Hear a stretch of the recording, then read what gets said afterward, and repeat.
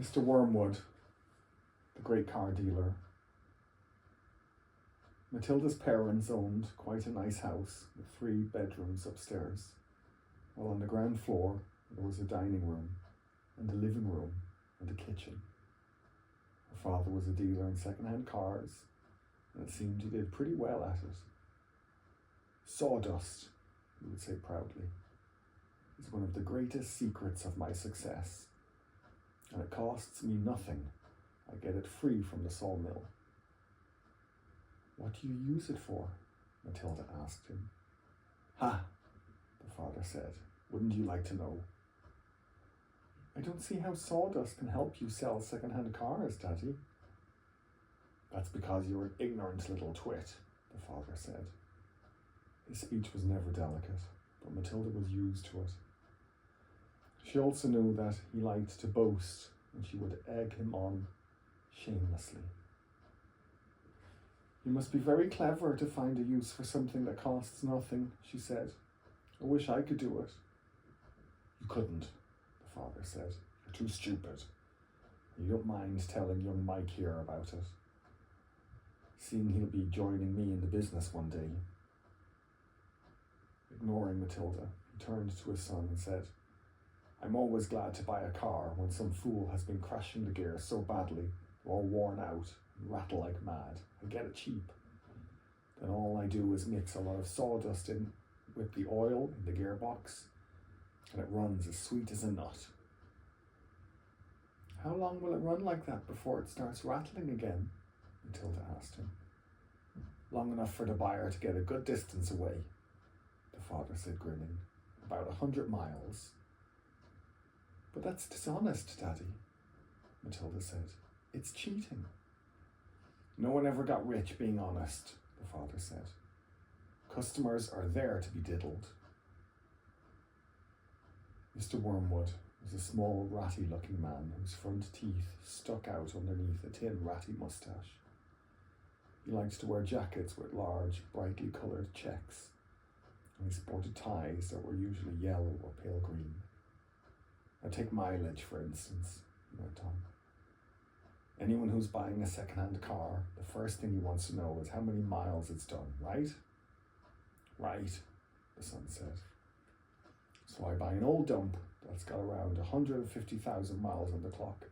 I get it cheap, but no one's going to buy it with a mileage like that, are they? And these days, you can't take the speedometer out and fiddle the numbers back like you used to 10 years ago. They fixed it so it's impossible to tamper with. Unless you're a ruddy watchmaker or something. So what do? I use my brains, laddie. That's what I do. How? Young Michael asked, fascinated. He seemed to have inherited his father's love of quirkery.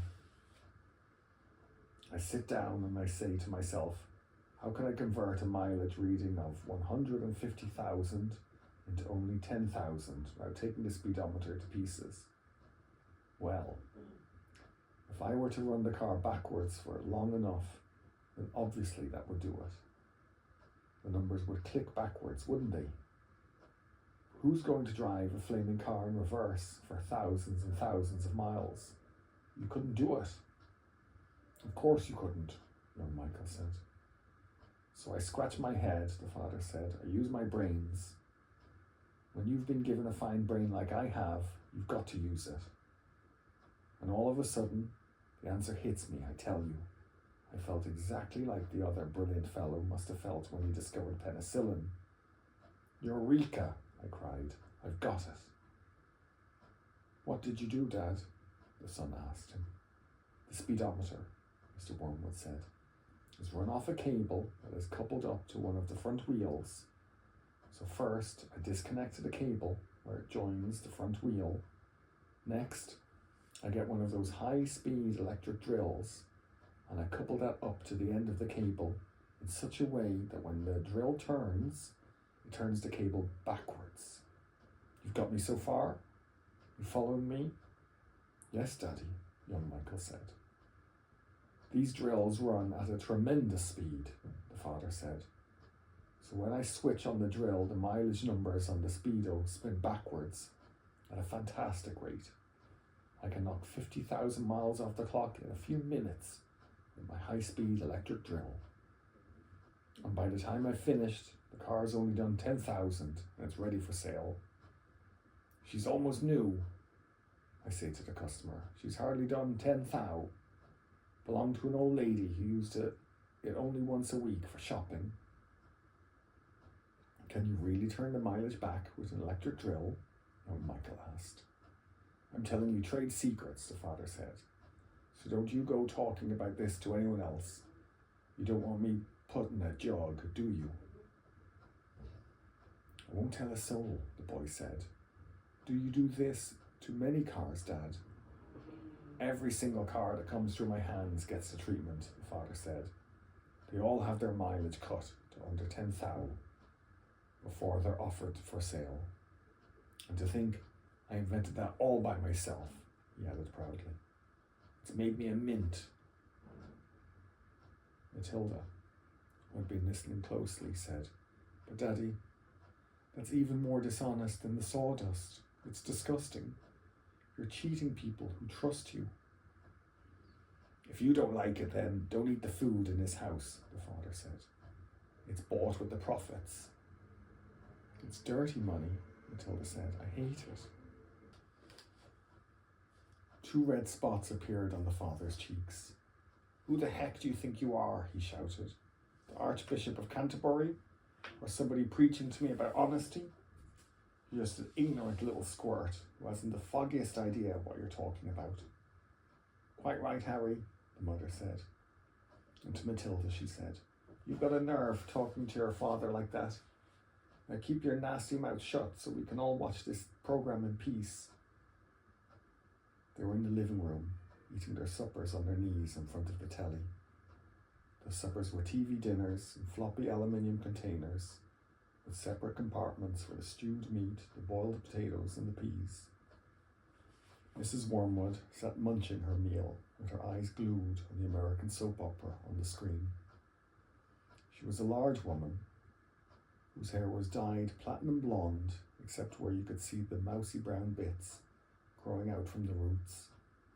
She wore heavy makeup, and she had one of those unfortunate bulging figures where the flesh appears to be strapped in all around the body to prevent it from falling out.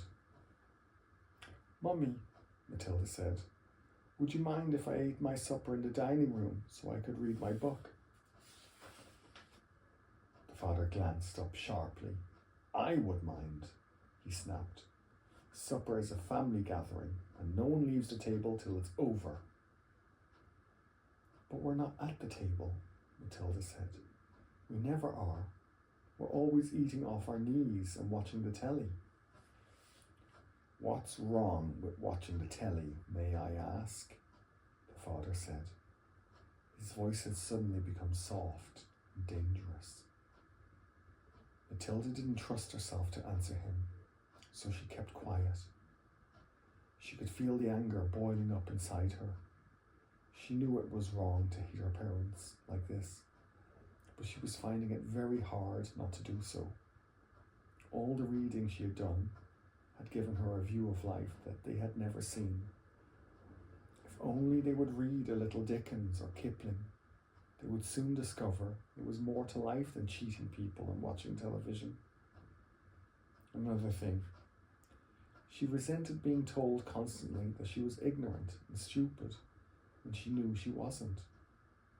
The anger inside her went on boiling and boiling, and as she lay in bed that night, she made a decision.